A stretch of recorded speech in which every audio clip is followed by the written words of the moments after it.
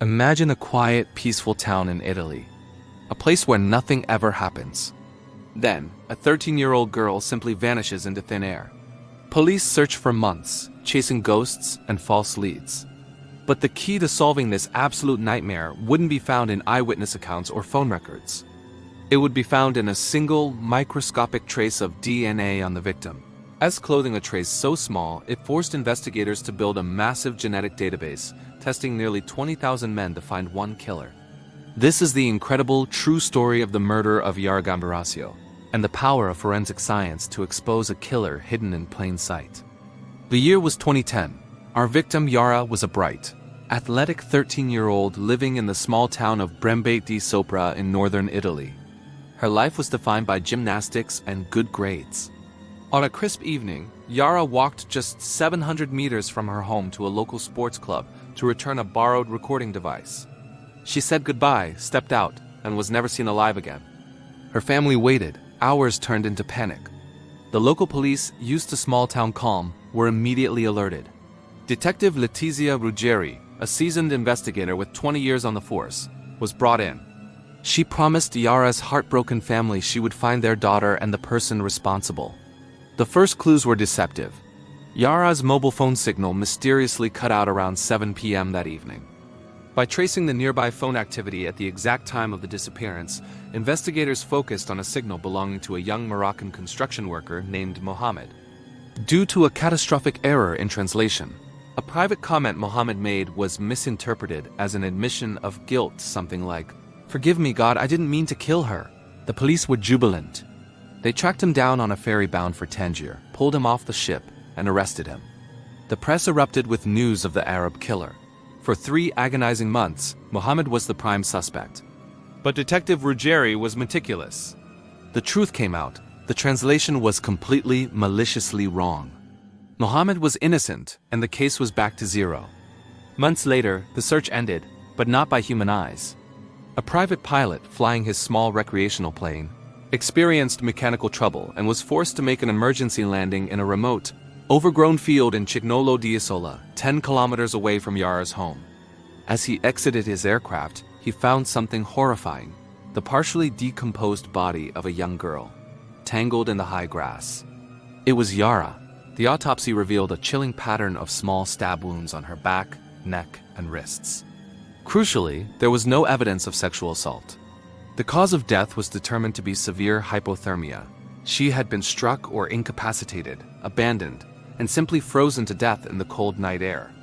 Amidst the tragedy, forensic scientists found a single priceless piece of evidence. A tiny foreign biological sample, a speck of DNA from a male, was recovered from Yara's leggings. This was their last hope. The problem?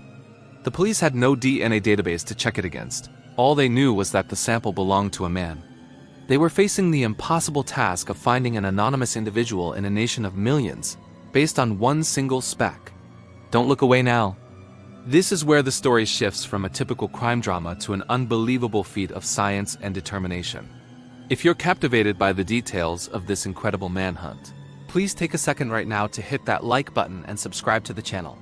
Your support fuels our investigation into these complex true stories. Detective Ruggeri, refusing to surrender, devised a brilliant plan.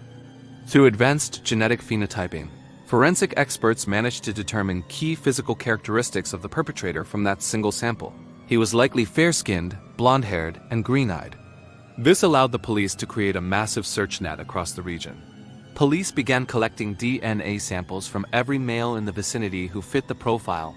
Anyone who committed even a minor traffic violation was approached. The sample pool grew and grew and grew. It ballooned to an astounding 19,000 men, an unprecedented number in Italian history. In 2013, the search finally paid off. A near match was found to a construction worker named Garanoni. While Garanoni himself was proven innocent, he was out of the country at the time of the murder. The DNA was so similar that investigators realized the killer had to be a direct relative, a cousin, a nephew, or a son from the Garanoni family tree. The focus narrowed dramatically. Police found that Garanoni's father, who was deceased, was the closest match. To find the killer, they realized they had to find the father's unknown, illegitimate child. The police discovered that Garanoni's deceased father had worked as a bus driver and, despite his pious reputation, had at least 32 secret relationships outside of his marriage. The search was on for a child born from one of those illicit affairs. Eventually, they zeroed in on Esther Arzoufi, one of the women who had a relationship with the deceased bus driver. Arzoufi adamantly denied that her twin son, Massimo Bossetti, was the bus driver's child. She refused to allow police to take a sample from him, claiming it was an invasion of privacy. Detective Ruggeri devised the final brilliant trap. Knowing that Bossetti sometimes drove home after having a drink, she ordered a fake roadblock to be set up. When Bossetti was stopped, officers pretended the breathalyzer was broken and instead asked him to provide a simple mouth swab as a substitute.